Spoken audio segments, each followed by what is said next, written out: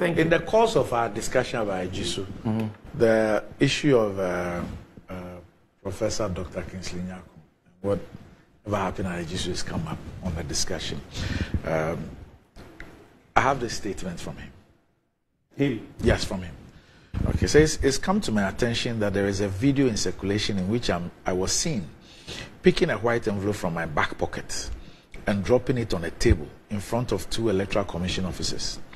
I would like to state that on the 30th of April 2024, when the Ejisu by-election was being held, I was selected by my political party, the New Patriotic Party, to supervise 5 polling stations in Fumesua.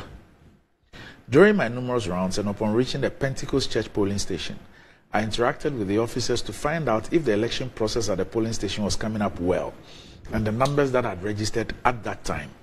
The officers indicated that the process was smooth, but at that time their food had not been delivered. I then asked them if they would be okay if I offered them lunch.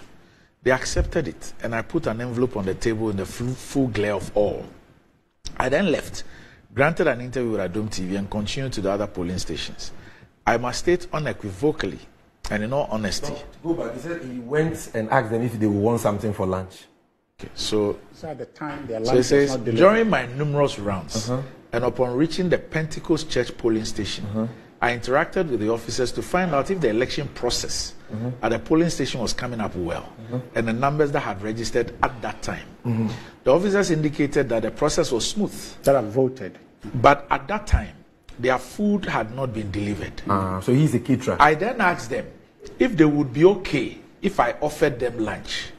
They accepted it, and I put an envelope on the table in the full glare of all. I then left, granted an interview at Dome TV, and continued to the other polling stations. I must state unequivocally and in all honesty that the gesture shown by me to the electoral officers was with good intent and not to bribe nor influence them to act contrary to their conscience, conviction, and character. The Electoral Commission over the years has built an image of credibility, integrity, honesty, and discipline, and I will not do anything untoward to erode such virtues.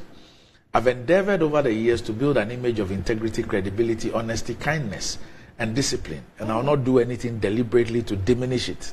In fact, those who know me will attest to that.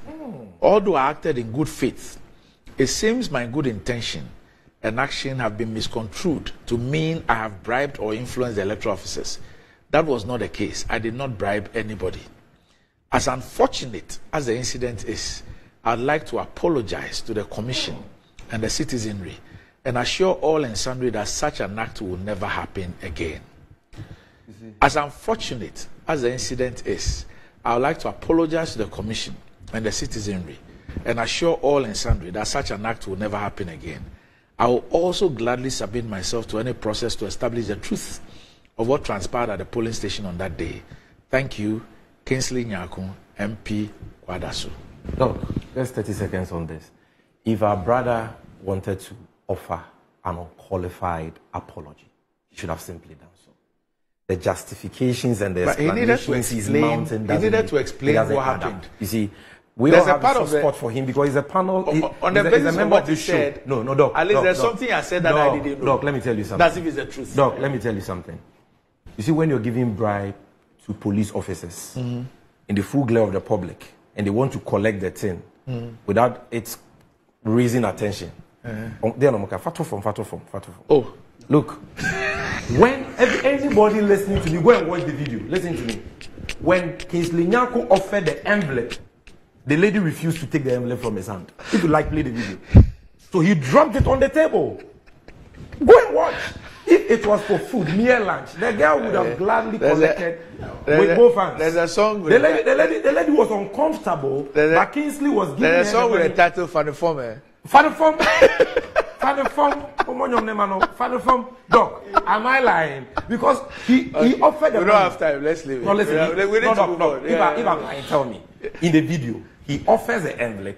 The lady doesn't take the envelope from his hand. Then he drops it on the table. Funny form tricks. Okay, all right. Yes, you're right. You know, Sammy is trying too hard. I thought we were done with that. No, look at that. Yes, On this one, you said something. So I think Sammy is trying too hard. Okay. You know, the point is that he needed to state why he did that, and he's done that. I think that that should be the end of it. I concede that the look and feel of it, people are right in their means to want to say that it is designed to compromise, but it's not. Okay. He has told us it's not.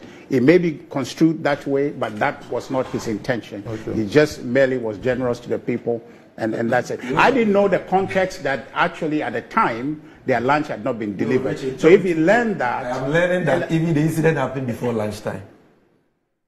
Yeah, because when he was saying that their lunch was not delivered at the time. Lunch and delay was morning time. Okay, so I said our brother should just apologize. So what I'm saying it was branch. It was branch. No lunch. Whichever way. But he said the money was for lunch. No branch. So whichever way you look at it, lunch happens at a certain time. But before the lunch happens, you prepare for the lunch. So it's not the lunch time that you go and cook them. Right. So the point is that. He's given his explanation, and I think he's done well. It's courageous of him, and what I think shines through is that his character. Let's give him the benefit of the doubt. All right.